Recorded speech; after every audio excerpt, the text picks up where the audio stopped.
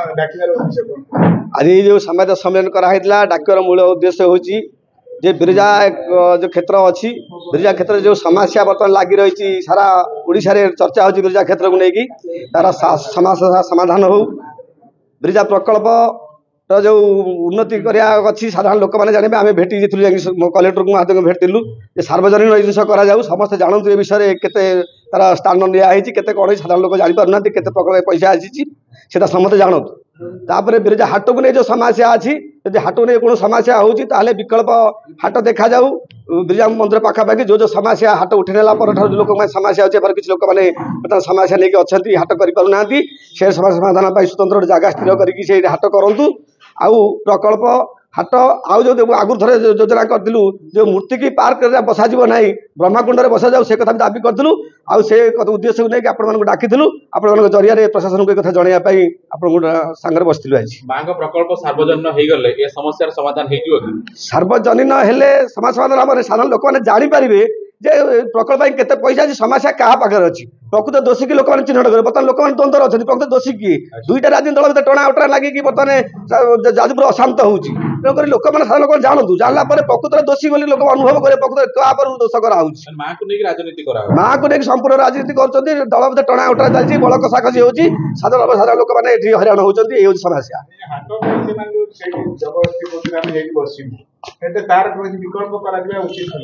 विकल्प निश्चित हवा दरकार हाट से समस्या को बेसी बढ़ेवा आवश्यकता ना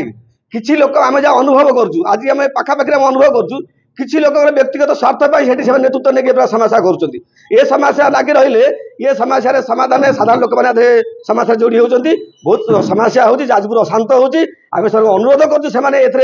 निजर व्यक्तिगत स्वार्थ को सामिल न करूँ आ राजनीति लोक मैंने बल कषाकषि हाट को लेकिन हूँ से जाजपुर अनेक जगह अनेक प्रकल्प से मुंड पुरा बिरजा मंदिर प्रकल्प को लेकिन समस्या करी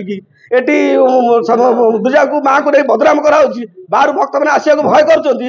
अशांत परिस्थिति सृष्टि न करूँ अन्य जगह करूँ आम अनुरोध करूँ पूर्व सरकार जो हाट स्थानांतरित कला सठिक ढंग से करता ये समस्या उपज न बर्तमान से हाट जो स्थानांतरित होती तार कौन सठिक कागज पत्र ना आम तो शुणुचु एक कागज करना जिते से उठे ने आंदोलन कले ना जो मैंने आज आंदोलन को आगू आसते मैंने आंदोलन कथा सार्वजनिक साधारण लोक जोड़ी होते ये मनमुखी एत कम कर निज सरकार बल निजर दम बल से देखी आम शासन अच्छु प्रशासन अच्छु पची शासन करूँ आम जहाँ चाहूँ जाजपुर लोक सी ग्रहण करने ये जो कथा कले आंदोलन कहीं कले नहीं ये हाट जोड़ी होते आज मैंने नेतृत्व नौ कहीं आंदोलन करें चुपचाप रही क्या भय क्या चाप चुपचाप रही से तो सारे लोक जापारे आज समस्या एत बड़ होगा देखो आज्ञा बर्तमान जो आज पत्रकार सम्मेलन में आपण डाकी ये हाट ना माँ बिरजा प्रकल्प ना विधर्मी माने यदि जाजपुर सहर में मठ मंदिर मठ मंदिर संपत्ति उपर से धीरे धीरे अधिकार जाहिर करने आरंभ कले एठी आम मठ मंदिर रे सेमाने आरटीआई एक्ट रे मागिले एठी बिरजा हाट को लेकिन बिरजा प्रकल्प को लेकिन नेतृत्व नहीं एठी विराट आंदोलन कर जाजपुर सहर को अशांत कले एठी दुई गोष्ठी भितर एठी आधिरे केवल आम मानकर मठ मंदिर ही बदनाम होउची आम मानकर अधिष्ठात्री देवी जाजपुर माँ बिरजा ही बदनाम होउची तेणुक आम मानकर स्पष्ट मत ये कथा को तुरंत समाधान करा जाऊ जाजपुर सहर में जो भाई भाव पुलिस फ्लैग मार्च आज कला 40 प्लाटून फोर्स रखिला जाजपुर सहर को अशांत न करा जाऊ ये भाईचारार सहर एटार शांत परिवेश बिरजा प्रकल्प अच्छी हाटर समस्या अच्छी तुरंत समाधान कर जाजपुर सहर को शांति फेर